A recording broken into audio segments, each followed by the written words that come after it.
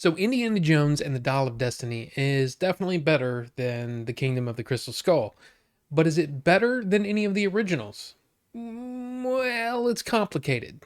For those of you who are curious, let me just explain my rankings so you guys can figure out, what's going on here. Raiders to me is the gold standard. It's the best one. I really enjoyed Temple of Doom. I saw it in theaters when I was 8 years old, and it was one of those movies where as a kid, I was like, okay, this feels dangerous. This feels like something like I shouldn't be watching, It felt like a more mature movie than whatever, than I was used to. So, yeah, I always loved that movie and will continue to love that movie even if Kate Capshaw yells a lot, screams a lot, I should say. I love that movie. I just do.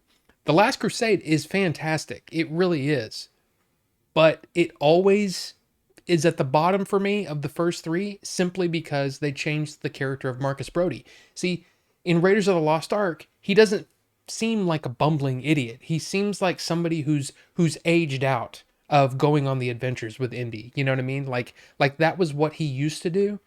And then, now that he's older, it's like, okay, send Indiana Jones to do this stuff, right? That's kind of how I always looked at him. So when he turns up in Last Crusade and he's a bumbling idiot, even though there's some great jokes and all that stuff, it's fun. It's a fun movie. I just don't like the fact that they changed that character. And Crystal Skull is, well, we just don't talk a lot about Crystal Skull, do we?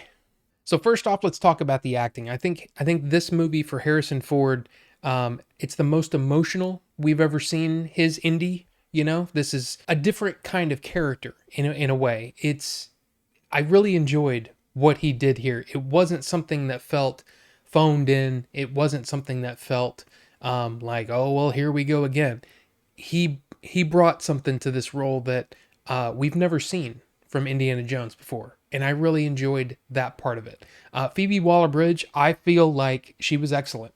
There's going to be some people that don't like her character. I mean, I'm not sure what people are going to say about her, but I thought that she was great in the role that she had to play. I felt like she was fantastic. But then again, I've liked her in everything I've ever seen her in, so I was happy with it. Mads Mikkelsen, of course, amazing. He's always amazing. Like in everything he does, he's great. There's not really a whole lot of depth to his character other than I'm the bad guy, but he does a serviceable job there. And yeah, it's really, really great.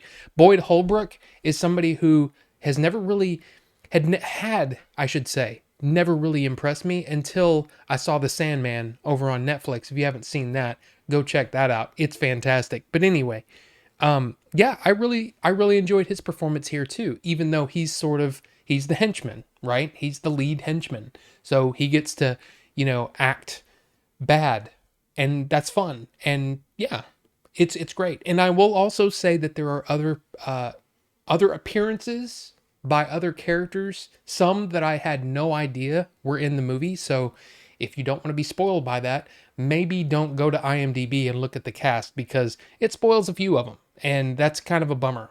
The movie starts off with a pretty good 20-minute sequence, which is set back in 1944.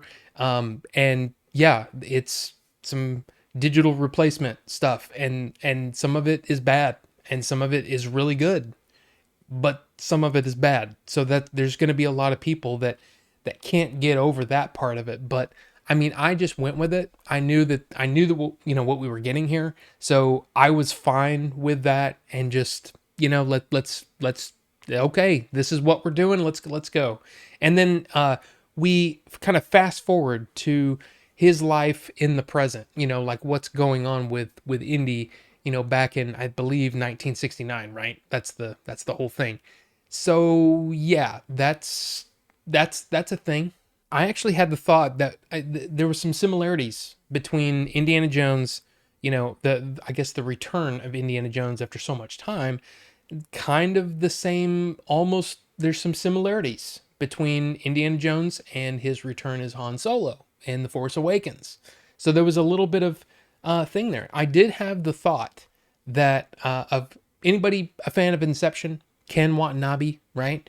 In that movie, he's talking about how he's an old man filled with regret, waiting to die alone, yeah, that's kind of where Indy is when we see him.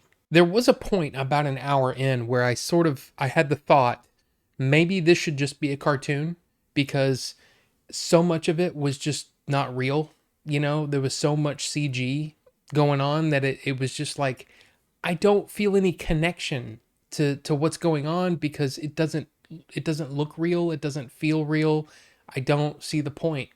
And Indiana Jones as a series has always been kind of pushing the envelope, as you know, almost like the way that Mission Impossible does, or the way James Bond does, with stunts and crazy stuff and cool things like that. And of course they didn't have CG back then, but I just feel like there's an over reliance in I mean, let's just talk about all the movies, right? All the movies today have a lot of CG, and that's something I feel like they need to get away from. You know, do things for real. And if you can't do it for real, then just figure out a better way to tell the story.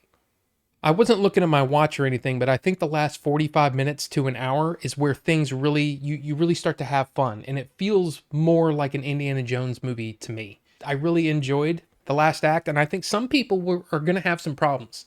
You know, some people are going to say, "Oh, that doesn't make sense," or they, you know, that shouldn't have happened, or whatever. I'm not going to go into it, of course, but I felt like it was just fun, and I just really enjoyed it.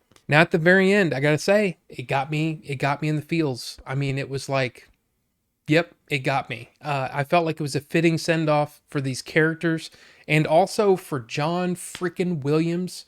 Come on, man, John Williams is just awesome. I was sitting there thinking about how all of these guys that at least I grew up with. I grew up with Indiana Jones. You know, you got Harrison Ford, George Lucas, Steven Spielberg, John Williams. None of these guys are spring chickens, you know?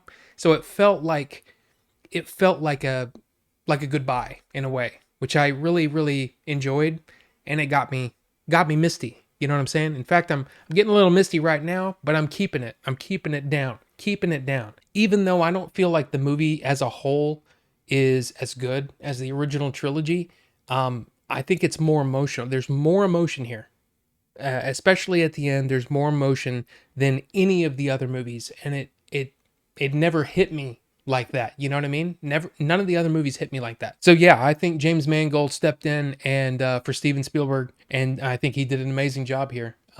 None of the sequences felt like Spielberg, but there were moments where it was almost like he was almost trying to copy Spielberg in a way, which was, I mean, it was fun, but it was also like man, there's very few people who could do things like Spielberg does. You know, that's just the way I look at it. My rankings would be probably 1, 2, 3, 5, 4.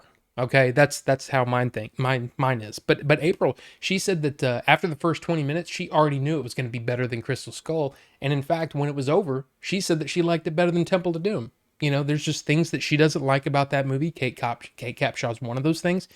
But yeah, so there you go. I would say, yeah, it's definitely worth watching. If you're a fan of Indiana Jones, it's definitely worth a shot. So yeah, very pleased with Indiana Jones and the Dial of Destiny. I'm kind of curious if for those of you who have seen it, are there things that you would be like, no, I don't like that, or did you like it as a whole? Did you enjoy your time at the theater watching this movie? Let's talk about it down below in the comment section. So thank you all so much for watching, and we'll see you on the next one.